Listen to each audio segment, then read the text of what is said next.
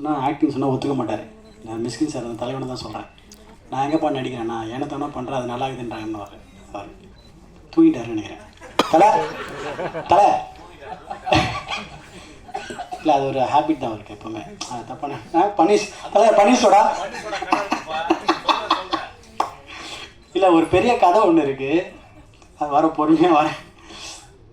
ஆக்சுவலாக வந்துட்டு எனக்கு நான் மட்டும்தான் வந்து இந்த படத்தில் எல்லாருக்கூடையும் காம்பினேஷனில் நடித்த ஒரு நடிகை. கரெக்டாக சார்? எல்லாரும் கூட எனக்கு மட்டும் தான் காம்பினேஷன். ஏன்னா எல்லோரும் நான் கலாய்க்கணும், அதுதான் எனக்கு அது ஜாலியாக இருந்தது படத்தில். அது வந்துட்டு 2 லிஜெண்டு ஜெயராம் சாரும் ஊர்வசி மேமெல்லாம் வந்துட்டு அவங்கள வந்துட்டு, ஏன்னா அவங்க எப்படி பர்ஃபார்ம் பண்ண உங்களுக்கு எல்லாரும் தெரியும். அவங்க கூட வந்து பர்ஃபார்ம் பண்ண எனக்கு கிஃப்ட்டு. எனக்கு அதுக்கு வந்து தலைவனுக்கு தான், பாண்டியா சார் தான் தேங்க்ஸ் சொல்லணும். பாண்டியா சார் எப்படின்னா வந்துட்டு அவர் யோசிப்பார், நம்ம இவங்ககிட்ட மாட்டணுமா இல்லை இவன் நம்மக்கிட்ட மாட்டினானான்ட்டு. நான் வந்து கேரவன் நான் யோசிப்பேன், ஒரு நான் அவர்கிட்ட மாட்டினா இல்லை அவர் நம்ம அவர் ஒரு யோசிப்பார், அவர் பக்கத்து கேரவனில் உட்காந்து யோசிப்பார். ஏன்னா என்னென்னா காலையில் வந்து 7 மணிக்கு ஷார்ட் வைப்பார்.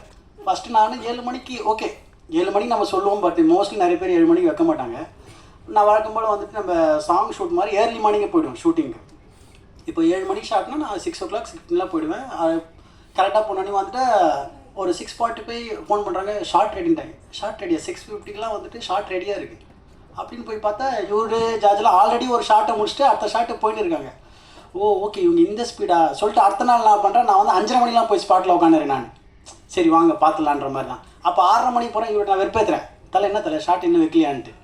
இந்த மாதிரி வந்து எங்களுக்குள்ள டைமிங்கில் வந்து காம்படிஷன் நடக்கும். நானாக இவர் நடுவில் வந்துட்டு அவர் என்ன வெறுப்பேற்றார், மாஸ்டர் இப்போது காஸ்டியூம் மாற்றணும், என்ன பண்ணி டைம் எடுத்துக்கணும். இல்லை சார் ஒரே நிமிஷம் சொல்லிட்டு பக்கத்துலேயே ரோட்லேயே வந்து டப்படமெண்ட் எல்லா ட்ரெஸ்ஸாக ஊற்றி போட்டு அங்கேயே மாட்டிட்டு அங்கே நிற்பேன், ரெடி வாங்கன்னு நான். இந்த மாதிரி எங்களுக்குள்ளே ஒரு அருமையான ஒரு காம்படிஷன் போயின்னு இருக்கும். அதனால் வந்துட்டு தலைவனோட ஸ்பீடை வந்து சொல்லவே இல்லை. ஜார்ஜ் ஒரு பக்கம் கேமரா தூக்கின்னு ஓடுவார், நான் ஒரு பக்கம் காஸ்டியூம் தூக்கின்னு ஓடுவேன். ஏன்னா எங்கே எப்போ வைப்பாருன்னு தெரியல ஷார்ட்டு. இந்த பக்கம் அப்படியே திருப்ப வைப்பாரு, அப்படியே வைப்பார். இதனால் ஜார்ஜ் ஓகே வேணாரு, அவ்வளோ தான் டப்புன்னு அங்கேயே எல்லாமே காஸ்டியூம் மாற்றி அங்கேயே பண்ணேன். ஒரு நாளைக்கு எப்படி இருந்தாலும் வந்து 130 ஷார்ட் எடுப்பீங்களா? எனக்கு தெரிஞ்ச வந்து படத்தை வந்து பாதி சாரி 400 ஷார்ட் எடுப்பாரா.